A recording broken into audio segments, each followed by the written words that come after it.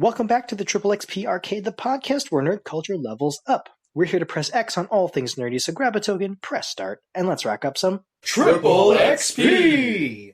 Today in the arcade, as always, we have myself, Drew. Hey everyone, Lex is logged in. What up? It's Gigs. All right, it's Street Fighter patch day. Street Fighter 6 had a big balance patch today. New character Yasmin came out today. Obviously, this is pre-recorded, so you're listening to this on Friday, but we are just getting our hands on the new character this morning, essentially. Have you guys had a chance to give Yasmin a try yet? Negative. You've not, Gigs. Okay, Lex? Well, it's so early. I have like an hour-ish into her combo trials, and nice. 30 minutes of that is on one combo trial that I'm stuck on. Was that the one you sent us a picture of? Yeah, intermediate level 3, so okay. I'm not even in later in. I saw the commands though. Yeah, okay, I was gonna say modern controls. Yes, modern, yeah. I don't know what it is. Like these combo trials have cemented that I'm just not good at fighting games, first of all. But also I think it's like my reaction time. My fingers can't think of like pressing auto and medium into down and light afterwards. I would say the whole modern thing is what's throwing you off. If you tried that on classic, I bet you would not have a problem. I agree. I agree. Okay. I feel like the modern controls... See, obviously, you have a different experience on it, Lex, because you're the one that's actually doing it, and I'm just sort of outside looking in. But I feel like because you've played Street Fighter before, and we've said this in past episodes, but you've played like Street Fighter 3, 4, 5, and all that stuff. The modern controls setup for Street Fighter is not intuitive for Street Fighter, I find, if you've played it before, right? So I was looking at the button inputs for the combo trial, and the whole concept of you like holding a button assist button to have to press other buttons and stuff is so weird. Like I could not wrap my brain around having the muscle memory to do that stuff. So I'm with Gigs. I feel like if you tried this on classic controls, you would probably have an easier time doing it. Okay. I was thinking because like the auto button, like where you have to hold it down for some of the inputs. Mm-hmm. I'm like thinking about it of like, oh, this is like aim down sight for a first person shooter. That's kind of but it's like fighting game. You have to hold it down anyways. So it's like, maybe I'm learning like 2 games at once. Like maybe I'm increasing my skill in like, I don't know, like Call of Duty or something. See, this is my whole this is my whole problem with the modern control scheme is that, well, I wasn't thinking aim down sights. I was thinking more like I don't know, like Ultimate Alliance, or Diablo, or any ARPG. You know, you hold down a button and then you have access to your skills, kind of thing. That's kind of how I think about it. Yeah. But the issue is that it doesn't really make sense in Street Fighter, especially because those combo trials that you're doing, Lex, they're normal combo trials, but with a different control scheme. So it's really weird. And like you're having to use the auto button for some things, but not all things. And that's where it's like really weird. It's because you're constantly going back and forth between holding that shift button versus not. Yeah. Whereas like normally in an auto combo, I would imagine you just hold the auto button and you mash a button and that does the thing. But this is like hold the button, then let go of the button and press a different button, then hold the button again. So it's very like you're shifting your brain a lot. This feels like you're flying a spaceship. I like this, Lex. Feels to me feels like you're playing Mirage. This feels more like playing Mirage. Actually, isn't Mirage you have to hold down a button to move? Yeah. So it's exactly like Mirage. This is exactly it. Okay, in that perspective, that makes a lot more sense to me. So you guys gotta get on my mind track here to explain things to me. You know, we just have to get to where kind of, makes sense. Where it all comes down to playing Mirage again. Yeah, exactly. Zerglings. Yeah, I was going to say, this is, like, if you're playing modern, this feels more closer to Mirage. If you're playing on a leverless on Classic, I would say that feels more like typing an essay or playing, like, StarCraft in the terms of, like, the APM part of it. But, Totally. Gotcha, okay. yeah, I think like from a mental perspective, I don't know, but that's just like Gigs and I saying, because we can't wrap our heads around modern, right? So that's easier for us to say it's easier on classic. But I will say though, because I've done a bunch of the combo trials for a bunch of the characters, and Yasmin has one of the easier sets of combo trials that I've tried. So I ran through her combo trials in like maybe 10 minutes or so. Mm-hmm. Like Wait, all of them in 10 minutes? Yeah. Oh my god, that's how long it took me to finish beginner.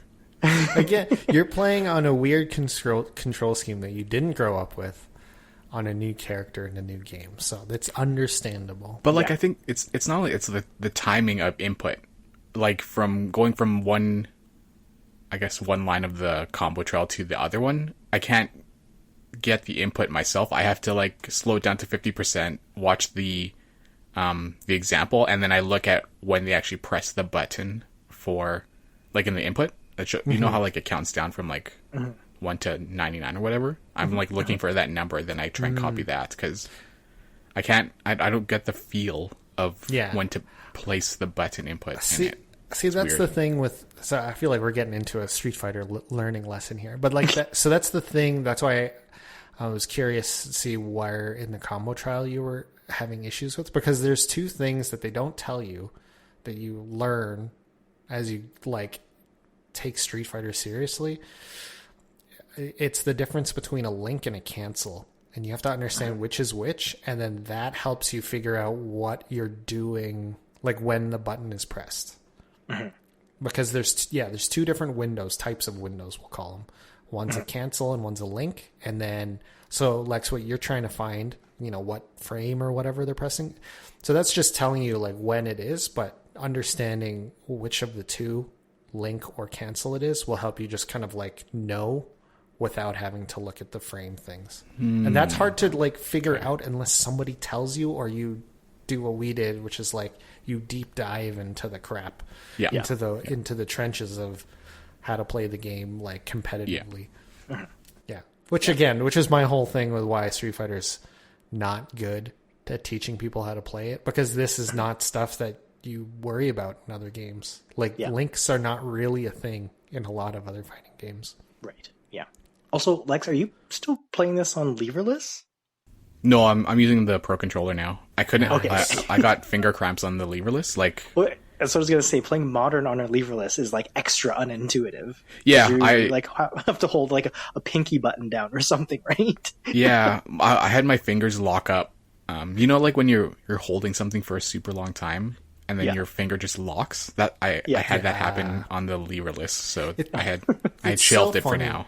You know when that happens to me, this is going to be very stupid. That always happens to me when I'm sanding something, because my hand gets all the joints. Like, yeah. You're holding it for a long time. The vibration, yeah, totally. And it's just like it gets stuck, right? And you physically have to like take your other hand and like knock and poke it. Knuckle. Yeah, I did not like that. Yeah, it's scary. So that's why I shelved the leverless for another time.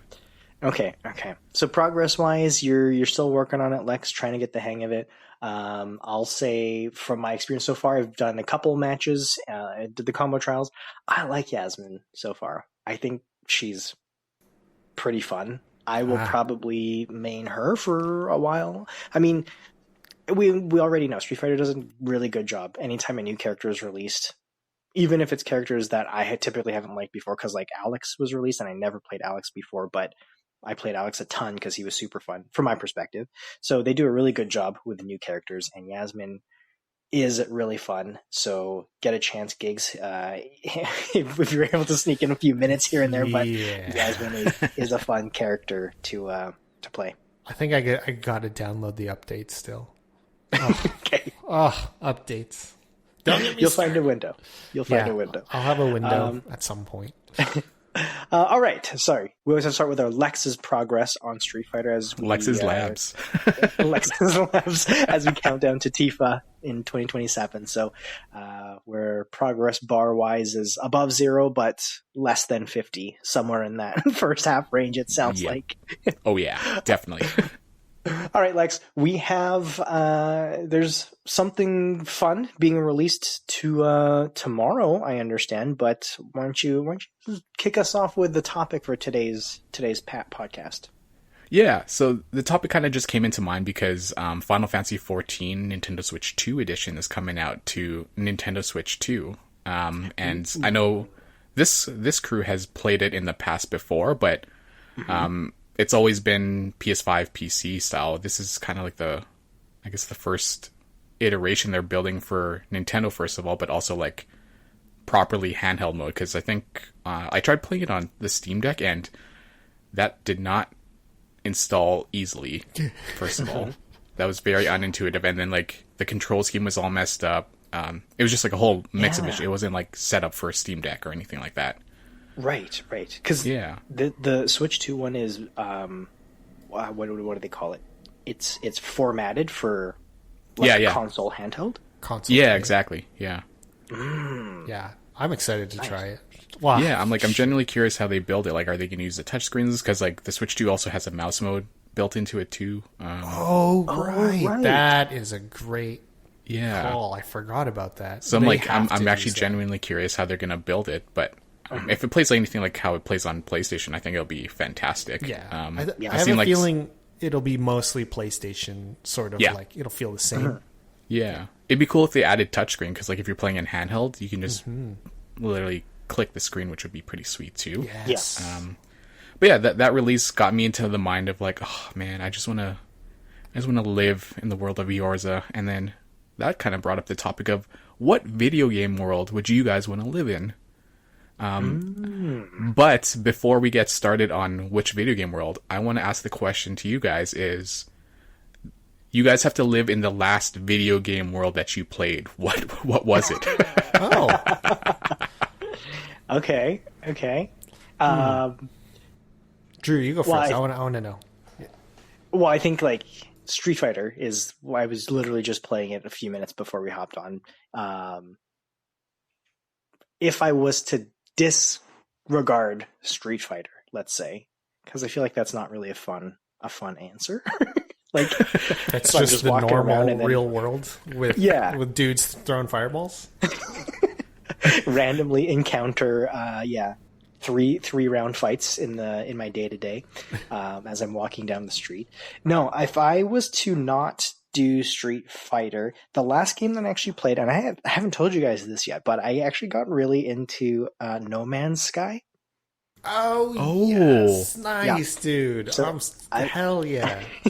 I've been playing that a ton, and so aside from obviously booting up Street Fighter for Yasmin, I've been putting a ton of time into No Man's Sky, and I feel like this is actually a combo answer, Lex, to your question, because it is the last kind of game that I've played, and in terms of a video game world or universe that I would live in, that's pretty up there for something that I think would be pretty exciting. Interesting. That's a sick one.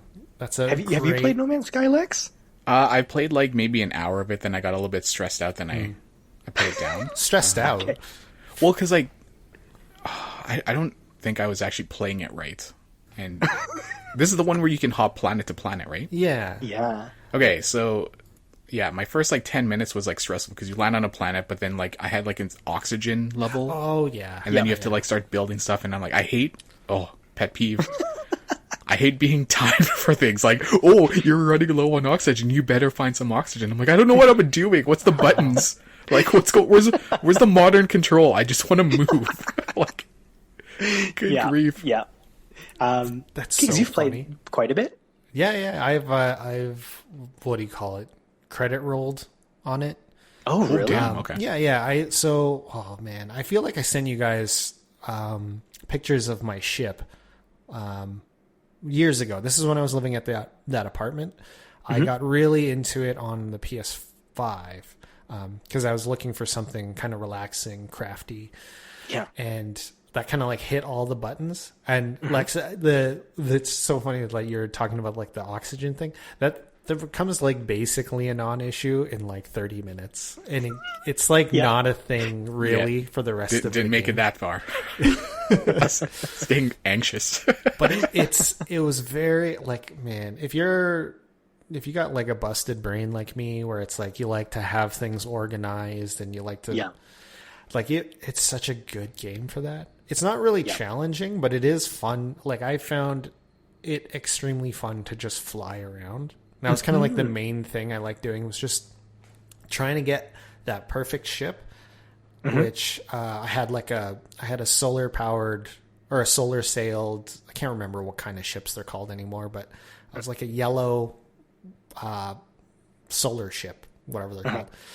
And once I got that, my favorite thing to do is literally just fly around, and you just like go to little objectives here and there. Everything's procedurally generated, and you just build up stuff and find more ships. Yeah, I loved it. I got really into it for that a number of years ago. I think I would have probably put in maybe like almost 200 hours, I think, on my save file. Yeah, I loved it.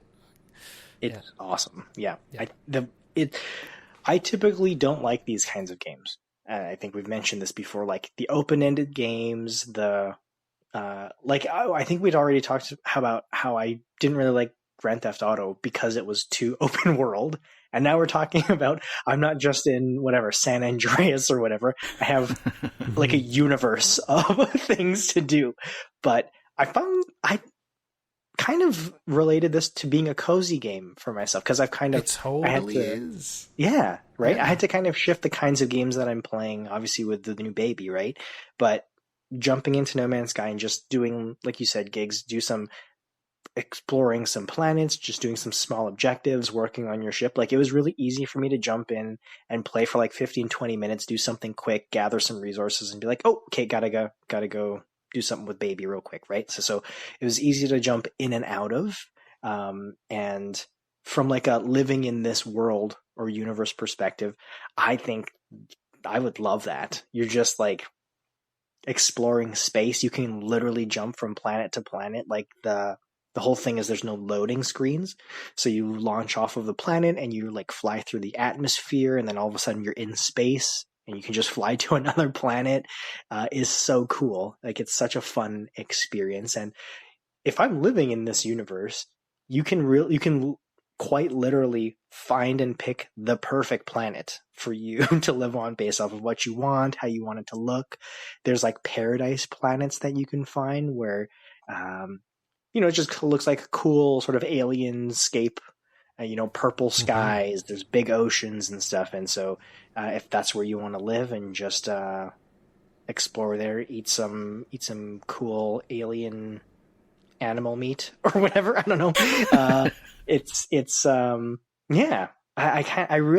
I'm very surprised that I ended up liking it as much as I do. Because it's definitely like my go-to game for if I'm just, like I said, have a few minutes or I just want to kind of zone out and just unwind after work.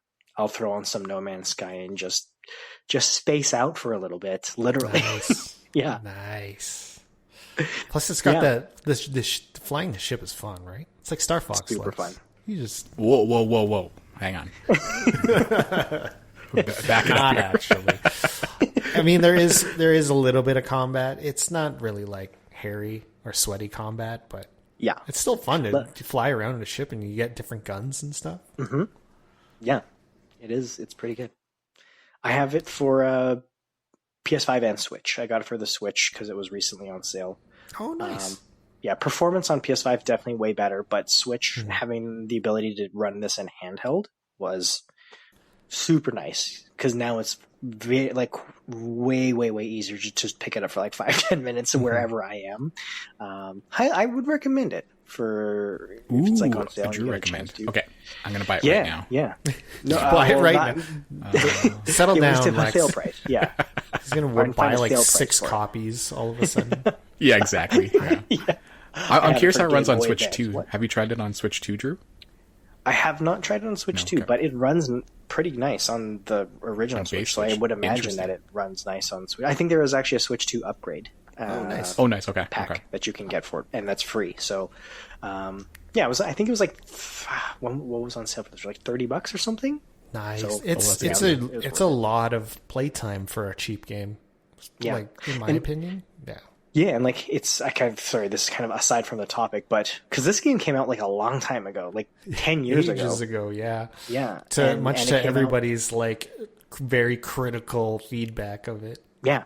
It got really bad. It's got like a terrible reception when it came out for like a lot of reasons, but the developers have continued to work on this and add to it, and they're still like today, they're still releasing new content, new stuff, all for free. So you buy the game today, you get 10 years of improvements and improvements moving forward, with just the single purchase. You're not, it's not like a Final Fantasy 14 subscription or anything like that. So, it's like one of those scenarios where the developers, you can tell they really care about the product of the game, and that has translated into it being actually really, really well done.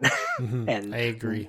Way better received from the fans and the community now, because the developers just care and they're putting that time and effort in. Yeah. Okay, sorry, little No Man's Sky detour. Maybe we'll talk more about this in a more specific episode later on, but that would be my last game played world, plus a combination of one that I would definitely dive into if I had a chance to kind of be an astronaut. Love that. Love space stuff. Is it online multiplayer? Just one more question on that. Or is it just solo? Oh, I think it is multiplayer now. As like Drew was saying, they release a lot of updates, and they're not like small updates. They always add stuff like actual mechanics or whatever. It's not just not maps, but like textures and stuff. They put in they put in mechs and boats and cars and all kinds of stuff. You can play completely solo. Like Nice. there's moments where you have to go to like a hub, where it's kind of like in Eorza, like Final Fantasy 14, right? Like you go to that main hub, and there's like people that are doing their stuff in like an MMO capacity, and you can get requests to party up and do some stuff with other people, but you can just like do solo whatever completely by yourself if that's how you choose to, which is nice because like you can hop in with people and be a part of their experience, or just do your own thing, and not be bombarded by the online experience. So that's kind of cool, right? You can pick and choose how you want to play it. Cool. Okay. Yeah. Okay. Gigs. We'll go with Lex's original question first. What was the last game world that you're in? Oh man. Okay, so I guess technically the last one, I was playing Hades 2. So I don't like. So that's the thing. Is it's like, if I'm in that world, am I just one of those like little green spirits? Because I'm definitely dead. You're not the hero in your scenario. No, no. I would just be a bystander for sure. I probably like you know how every time you like you salute one of the little ghost guys, it tells you how they died. Mine's gonna say like, I don't know. I hope it's something goofy, like crushed by a piano or something like that. Classic cartoon. Yeah. Dang. Okay, so you're an NPC in this world. You're not one of the enemies that Melanoe is coming in just running a train through. Oh God, I hope not. No. Like, I would rather be a spirit in wherever her hub is. I can't remember what the hub is called, but yeah, hell, man, I don't want to. I'll be a bystander. I'd like to just watch, see what happens. Okay. No harm could be done to me. I've seen what goes on with those gods and stuff. No, thank you. Yeah, best to step out of it, right? Yeah, man, they're brutal. They do some gnarly stuff, and like Melanoe's swinging around the giant axe and stuff. Yeah, I don't want to be in the way. That's a tough world to live in. Yeah, man. I'll be a spirit. I will just be a little green spirit. I would hang out by the spa area. You know what I'm talking about? Where the hot springs is? That would be me. Yeah. I'd just be like chilling. Like, oh yeah, this is nice. Okay. Okay, we'll come back to you in a sec, Gigs, because this obviously wasn't your choice. This is just the last one that you played, but we'll come back for your choice in a second. Lex, what was the last game that you played that you're now in the world of? So, this is extremely unfortunate timing. So, would I have to have played it or just boot it up? I would say played. I would say I want to know both. Okay. So, the one that I just booted up the latest was Elden Ring. Hell yeah. That's a hard pass on. I don't even know what I would be in there, like a stone. You're a cinder block on the foundation of a castle. yeah, exactly. I'll still get hit anyways, apparently. But that was the last game I booted up just because, I was just more curious. Switch has that tarnished edition coming out sometime soon, and so I'm just more curious about how the game looks and everything in general there. But the game that I last played a little bit was, I actually been going on this anime binge, trying to find something more hype up to play. So I downloaded a bunch of those free to play games on PlayStation. But the last one I opened up was Honkai Star Rail, and played a little bit of that. That's one of those. They called. It's like gacha games. Yeah, gacha. That's what it is. Yeah, I didn't know those were gacha games. It's okay. Honkai Star Rail, I played that one, and then there was Endless to Nendless or something like that. Then Genshin Impact. Yeah, there's so many waves. Yeah, they all I kind of download all of them. They just kind of blend together in my head. I don't know what's what or what makes them different, but I know of the general shtick of what you're talking about. Yeah, I'm actually curious. Sorry, as a side question, did you try Genshin Impact? Not recently. I have it downloaded. I've been kind of running through each of them one by one to see which one is kind of scratching the itch. Honkai Star Rail is the lowest, unfortunately, because the battle system is turn-based, and I was looking for something more action-y. I wouldn't know as much as you two, but I was going to mention sort of months ago, because I played Genshin Impact for a little bit when I was kind of in I wanted to play Final Fantasy 14, but I didn't want to pay for the subscription. So it was I want something that's kind of like that. And I played Genshin Impact for, I don't know, maybe 5 hours or so. And I liked it, but I also realized that Genshin Impact plays a lot like Breath of the Wild. Yeah, it does. Oh, really? It's basically, when I was playing, I was like, this is just Breath of the Wild, but I don't hate it as much. Interesting. As Breath of the Wild. Is that because there's no weapon durability? Is there weapon durability, actually? I don't think so. That's why you just have it. Yeah. You just have your weapons. I know there's the gacha mechanics, so a lot of this is RNG gambling sort of for characters and stuff like that. But the gameplay is pretty fun. It's kind of like that action I don't know. Would you say action RPG? How would you say that? Yeah, I'd say that's more there. So say that again, Lex? I would say it's action RPG. Okay. Remind me, Gigs, because when I say action RPG, my brain goes to Diablo. But what's Diablo called? The type of game? Is that an action RPG? That is kind of an action RPG. I think what people call the games that you guys are talking about are called character action games. Okay. There's so many little subgenres. I think that's what it means, because action RPG, ARPG is that isometric dungeon crawly. Technically, I think. Oh, okay. They're all kind of the same, but yeah, that third person sort of action game. I think that people started calling them character action games. I don't know, something like that. So, Lex, for Honkai Star Rail, how was the world set up for that? I imagine that you're just basically living in Japan, or no? Honkai Star Rail is just Japan. It's completely space driven. Oh, yeah. Space. So you're not even in a city. You're traveling the galaxies or universe. Okay. Yeah, and the reason I got into that one was because I just saw there was a trailer that they included Fate Stay Night characters into it, and the cinematic of the trailer looked epic. But unfortunately, when I booted it up, I didn't know the battle system was turn-based, so I was kind of turned off because I was looking for something a little bit more quick action-y to try and play at that moment there. So not the biggest fan. I think you have to be in the right mood for those types of games, unfortunately, but I was not in the mood for that. So how do you feel about the world that you're living in, Honkai Star Rail? You're space traveling. It's actually pretty cool. Yeah. Yeah. I like the futuristic kind of world, so it'd be cool to be able to like hop into like a ship and then just traverse everywhere. I definitely wouldn't want to be a hero because it seems too complex. But like, yep, nice. Yeah, like a ship mechanic. You know.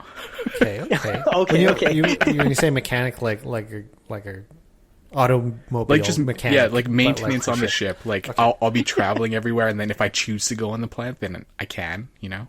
Yeah. Okay. Yeah. I'm sort of like now wondering. I'm kind of like piggybacking or dovetailing off of your initial topic, Lex. Because, Gigs, you said you're going to be kind of a side spirit in Hades. Lex, you're a cinder block in Elden Ring or a ship mechanic in Honkai Star Rail. Like, what game universe would you want to be the hero in? Like, the main person in the game universe in? Because I think that's a bit... You got to take a few things into account if you're like the main person, right? So from that perspective, I'm going to start it off with you, Lex. If you were the main hero or the main protagonist in a world, what gaming universe would you prefer to be in? Ooh, this is the same answer of what video game I like want to be in, and it would be Pokemon or Pokemon. Oh, yeah, makes sense. That's a good one. Okay. Yeah. If I wasn't the main character or a trainer, I feel like that world would be pretty crappy, to be completely honest.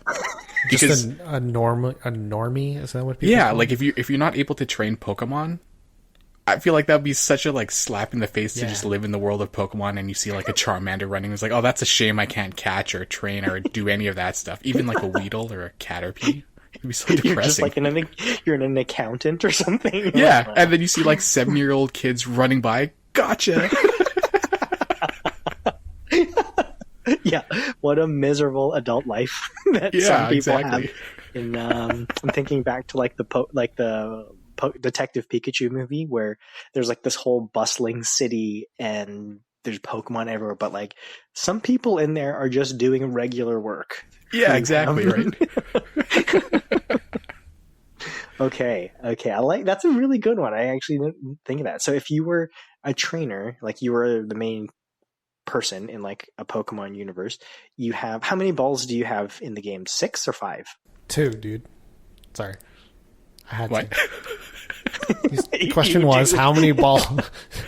How many balls? Sorry, I'm sorry for interjecting. It just like I had to. You dude. You would have 6 Pokeballs. 6, like 6 on you at all times for your crew, and then any extras you just transfer into like the professor for like storage.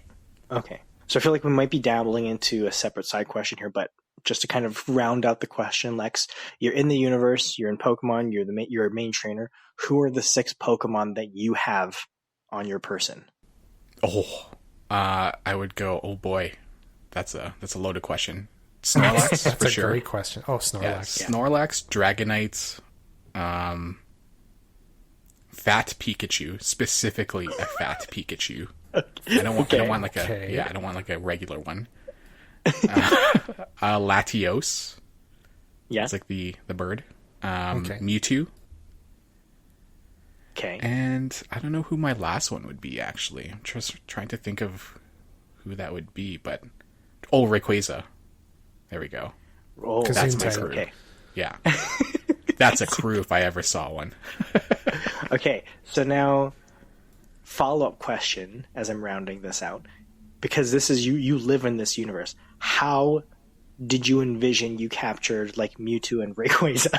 Oh, villain, pure villain style. Oh, I'm not the hero. I would be like the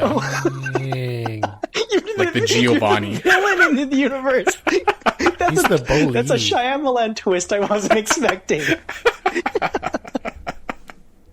Okay. Man. Yeah, like Mewtwo was created in a lab, the right? Pokemon universe. Yeah.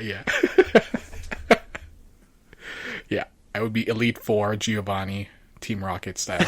Nice. Very nice. Yeah. Okay, I like that. I like that one. Okay, Gigs. We're going back over to you. Again, this is your choice now. You don't have to be in the world of Hades anymore. What universe are you in where you're the main character? Oh. See, I didn't know we were going to that. Main character? Jeez. Okay.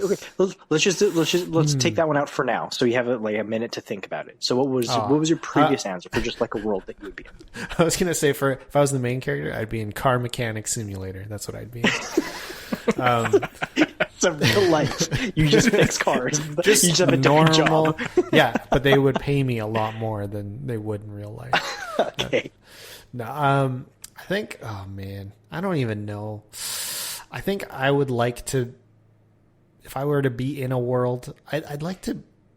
No, this is just biased because I recently played it, but I think Citizen Sleeper, like to be a person in Citizen Sleeper would be fun, or even the character in Citizen Sleeper. So, Citizen Sleeper is like this futuristic sci-fi. I guess it's kind of like a visual novel. It's very like non-mechanically. Is it like cyberpunky? Kinda. I don't think it's cyberpunk because I think cyberpunk is more rooted in Earth, whereas Citizen Sleeper you're on like a space station. Okay. And like humanity has already well established the like what do you call it, interstellar travel and all that kind of stuff. Okay. And the main character, I guess, in Citizen Sleeper is you're a sleeper, which is, I think hopefully someone can correct me if I'm wrong, but the idea is that you sign like a contract with like one of these large space corporations. Think of like Utani in Weyland Yutani in Alien. So it's like big corporation, and you sign a contract, and they like duplicate your mind into like a robot, and that robot gets shuttled to some space station or whatever colony, and so you live a life as this like fake person or like a robot, and you don't really know that you know that you're not like the human you, but you're the robot you, and you kind of make a living on this wherever you're kind of stationed. What happens to the human you body? They don't get into it, but you can assume as that you're, I think, put to sleep and then you're shuttled somewhere in the universe, like to a different colony somewhere else, kind of thing. Like you put in cyber sleep, or what do you call it? Cryosleep. And then so it's like you're a duplicate version of yourself in a robot, in a ribbit. So I think that would be really cool, mostly because I like the idea of living on a space station, and like an established space station seems really cool. Kind of like the Citadel in Mass Effect, or I can't really think of others, but like being on a cruise ship. Yeah, but in space. That'd be pretty cool. Yeah, that would be super cool. So in this scenario, are you like a Gigs robot? Or are you like a person on the space station? Are there people on the space station? Yeah, there are people. There's like it's like a generational ship in some. Okay.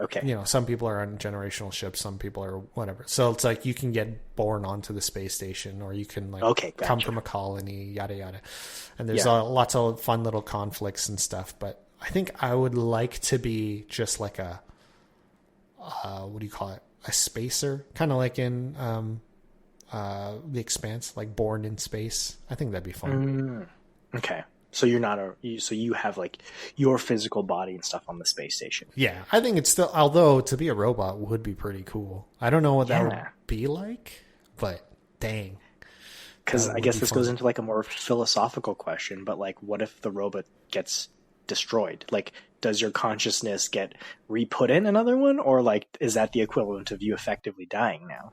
Well, that's where the philosophical stuff comes in. Because if your mind is copied elsewhere, which one are you, or who is you, kind of thing, and like, you know, what happens to the other? Are you two separate people now? And like, right, yada yada yada, that kind of stuff. So because I don't like know, in theory, if you're uploaded into a robot, but then your physical body happens to wake up, like, I suppose that's the you, right? That's the thing. But what if the robot was like a virtual reality, like, you know, in like animes where you just put on a headset, then you do everything in there, and then you wake up and you have all that memory, you know? Yeah. Who knows, man? That'd be cool. I haven't played the second Citizen Sleeper yet, so maybe they get more into it. But as far as I know, I'm treating it more as two separate consciousnesses that are in just different places. It's like twisting my brain on this one. I know. Like... I love that kind of stuff. That's why I like the game. Oh, sorry. Go ahead. Go ahead. No, go ahead. Oh, I was going to say, so it's kind of like that one show that I really liked, Altered Carbon. You mentioned that. And, but like there's that illegal thing where it's like you duplicate your mind on a different stack is what they call them.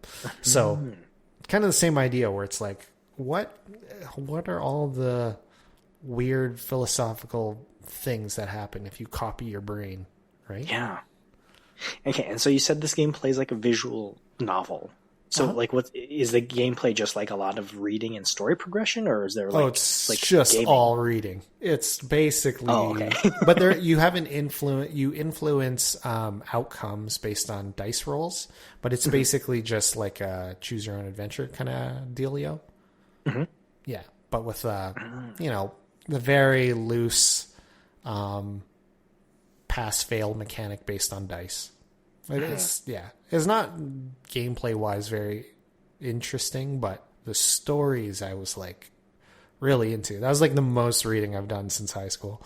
As bad as that is. I mean, but if that's a cool way to sort of have, like you said, like a visual novel, because like there's that interactability part of it versus just like if there was a Citizen Sleeper literal book, right? Yeah. So that's kind of cool. Yeah. I want to throw one question out to kind of like round out the other side of the coin here for everyone. We did what did you last play world? What world would you like to be in? I want to know what the worst possible scenario video game world you could be dropped into would be. Oh man. There's so many. Oh, you have one already? Okay. I'll start so that you guys can have a quick second to think. When I thought about that question in my head, the very first game universe or whatever that popped in my head was the Resident Evil games. I was thinking Resident Evil. I would hate it. I would hate it so much. Yeah, I was thinking that too. Yeah, most of the horror games I feel like are going to be good candidates for not having me want to be dropped into it, especially as a main character. Actually, even as a side character, to be honest with you. But the Resident Evil games are like fun from like a survival horror video game perspective. But can you imagine living in Raccoon City? Like, not even if you were the main character, and not if you were a zombie, but just imagine you're just like a regular person who lives in Raccoon City. Like, that would. Oh man. Well, okay. So first of all, I feel like it's just in the world of Resident Evil where people are using bioweapons to that extent, and they're all like these horrific monsters. Because in like Raccoon City, when the outbreak started, it's like nobody knew what a zombie was. You know, that's like the idea is like nobody knows what a zombie is. It's not some sort of like sci-fi thing that we know of. So like, God, that would be so scary. But it would be over quick for you if you're a general person, I think. Right? Sorry, what do you mean it'll be over quick for you? Oh, okay, say we didn't, thought experiment. If you didn't know what a zombie was and you saw a zombie, what is the likelihood that you would probably just get eaten on the spot? Like because you don't know what a zombie is, so you don't know what they do. You don't know if they're violent. You don't know. That's right. That you have to destroy their brains or anything like that. It's just, it'd be like for us seeing someone that's like really on bath salts. Yes, totally. Yeah, that's a really good point because you don't. If you're putting yourself in a real life scenario where you're in this situation, you don't immediately go into hero mode, right? Like if you're like walking down and someone's like on bath salts or whatever, you're not like, okay, I'm gonna grab a lead pipe, and you're like, okay, I'm just gonna like avoid that person. You maybe go into the grocery store and then like everyone's on bath salts in the grocery store and you're like, okay, maybe I'm gonna go home. Yeah. And then there's cars that are derailed on the street and you're like, okay, this is now a different scenario, right? Yeah, man. I ain't making it. I don't know about you guys, but I ain't making it. I can't remember. In one of our first episodes, did we do a zombie apocalypse? We did a zombie apocalypse. Yeah. But see, the thing is, we knew what a zombie was in this instance. That's right. Yeah. I'm taking it as if I have no idea what a zombie is. Yeah. And I don't know that they bite you, and I don't know that you can turn into a zombie. It's just like, just a messed up person over there. That's right. Yeah. Brand new scenario. Yeah. I think that I would hate that. That would be like my worst nightmare scenario, Resident Evil universe. What about you, Lex? Worst possible video game world to be in? I mean, like outside of the horror games, because like obviously like you got Resident Evil, but like that, I feel like that encompasses like Silent Hill. Silent Hill is way worse, actually. So much worse. That's a good point. I changed my answer to yours. Yeah. But like, I think if I'm choosing a game outside of a horror franchise, I would say probably God of War. Like if you're not Kratos, you're done. He killed all the humans. He's killing gods. Like that's right. Yeah, he's just on his killing spree. Just a rage monster just going around. Okay. Yeah, it's not so much that you're in the universe as much as it is you're in the same universe as Kratos. It's the problem. Exactly. Yeah, it's like a survival horror game at this point. Like, you just want to make a fire, but is he going to see this fire and just like, chain me? And all for only the purpose is to get some red orbs for him. Yeah, exactly. Exactly. I would do it. I'm playing God of War. I'm playing Kratos. I'm like, oh, I see a fire. I'm just going to take out this little encampment. Oh, gold. That's a good one. Yeah, not technically a survival horror game at face value, but if you're in the universe, it is a survival horror game. Yeah. Yeah, exactly. Okay, I like that one. How about you, Gigs? Worst gaming universe to be in? I feel like you guys nailed it on the head with those. Like, God, it would just have to be something else in the horror genre where it's like people get mutilated. You know what I mean? Yeah. I was gonna say Aliens because there are alien video games. Yeah. Would we count that? That would suck. I would count that, like Alien Isolation. Yes, exactly. Alien Isolation or Alien Dark Descent. If you were just like a colonist, oh my God, dude. I don't want to be like, okay, a chest burster would be like my nightmare because you're alive. You're alive with this little face-hugging monster. Well, after the little face hugger already attaches to your face and violates you, the little xenomorph. Oh, while you're alive. Oh, and they burst out of you while you're alive. Oh my God. Okay, we've just found Giggs' nightmare scenario. Yeah, there it is. Yeah, I mean, honestly, yeah. Oh, that's why I like the Alien. I love the Alien series, but I just, I wouldn't want to live in it. That's for sure.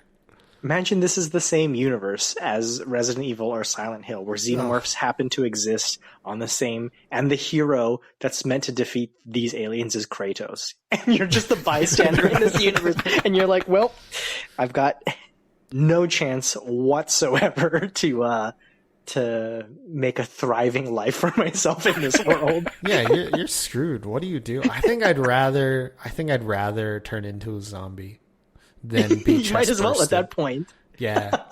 I think they all suck. Yeah. Those are all terrible outcomes. Yeah, that's also another painful way to go though, to be zombified. Oh, I can't even imagine. It's like you're alive. It's like your chest bursting scene, but this one everything's just biting at you. Yeah, that reminds me. Okay, did you guys ever play Parasite Eve? Yes. I didn't. Long ago, though. Lex, you did. Drew, you didn't. So, Drew, if you ever do, Parasite Eve is one of the best PS1 games of all time. I've heard, though, yeah. It's amazing. But Lex, do you remember the first scene where the rat turns into the monster rat? Yep. So imagine that as a human is what I would imagine what would happen in like a Parasite Eve sort of situation where you get, or like that's how I imagine it would feel if you were being zombified. Oh my God. So Drew, if you're curious, go look up the first, I guess, FMV of Parasite Eve where the rat turns into the monster rat. Okay. And then that is how I imagine being turned into a zombie would feel. Okay. Yeah. I'll take a look. Okay.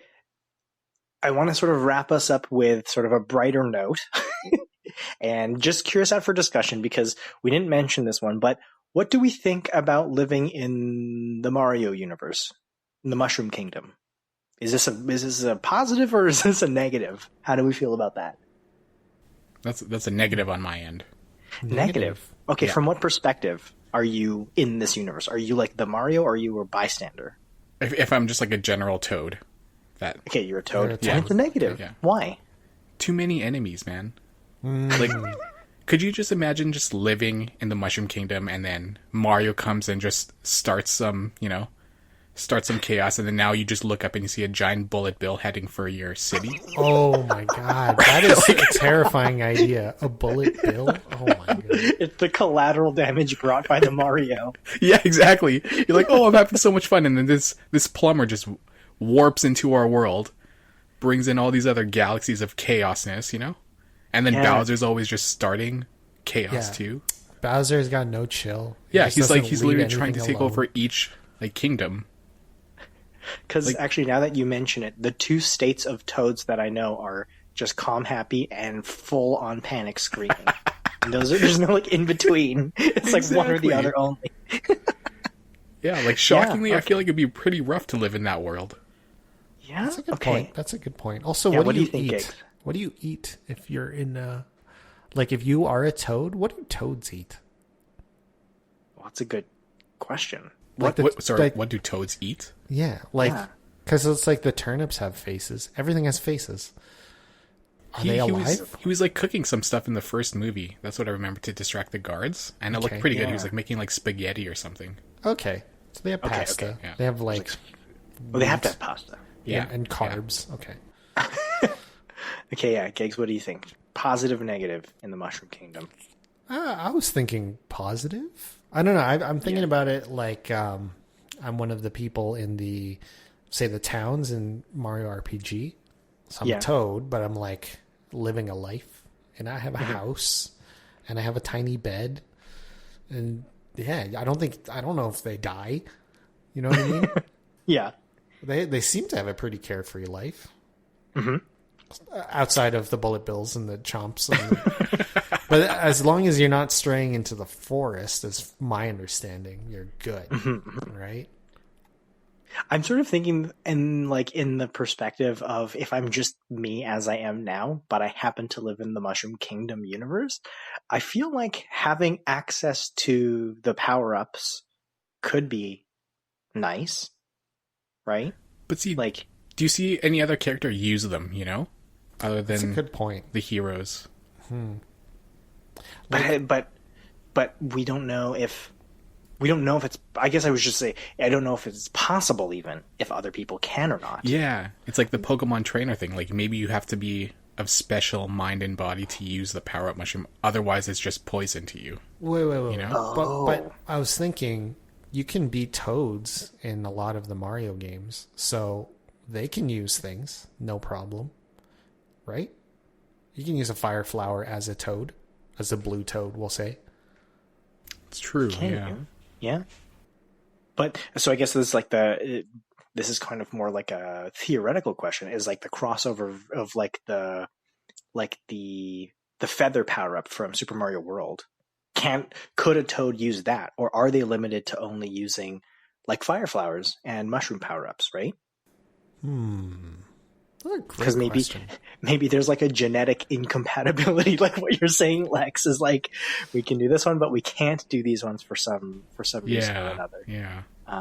That's interesting. I like that POV. Interesting. So like Mario is carbon-based life form. He can do things. And like the toads are made out of, I don't know, arsenic or something. Jesus.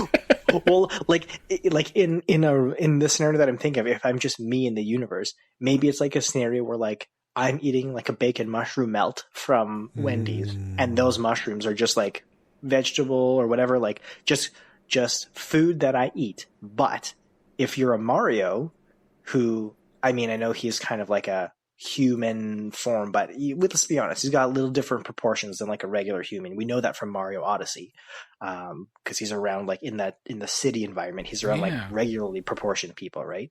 So if you're a Mario, maybe eating that same thing has a different effect on your body. So in this theoretical universe I'm living in, we just don't know what things power up what and what combinations do things for what. I guess it would be the same as like you have 3 Red Bulls in the morning and you're like, okay, I'm like super hyper energized, but maybe when Mario has that, he turns into like a hummingbird. Yeah. Or a Red Bull. Yeah. I don't know why that didn't come to mind. A hummingbird. That's great. That was a lost opportunity, Drew. So maybe there's like that compatibility effect in this universe. Yeah, what is the lore behind this? I'm so curious now. But like, even if you get power-ups, would you not be worried about just consistent invasions by the Bowser squad? True. The Koopa Troops? Yeah, right? Like, if you guys have gone to Nintendo World before, if you eat in Toad's Cafe, it's like all the Toads working in the kitchen and cooking, but like every like 10 minutes, Bowser comes and just invades, and then like creates chaos. You know? It's like, that would be so bad. It's like a boy who cried wolf situation. At some point, you're just like, you're right, he's bad. Yeah, again. Yeah. All right. We might have to dig into this a little bit deeper, go into the science of this, and maybe we'll have like a full episode breakdown of the science and mechanics of the Mushroom Kingdom. And we'll see if we can get some Mythbusters, Adam Savage or whatever, guest talking into our podcast. Sponsor us, Adam.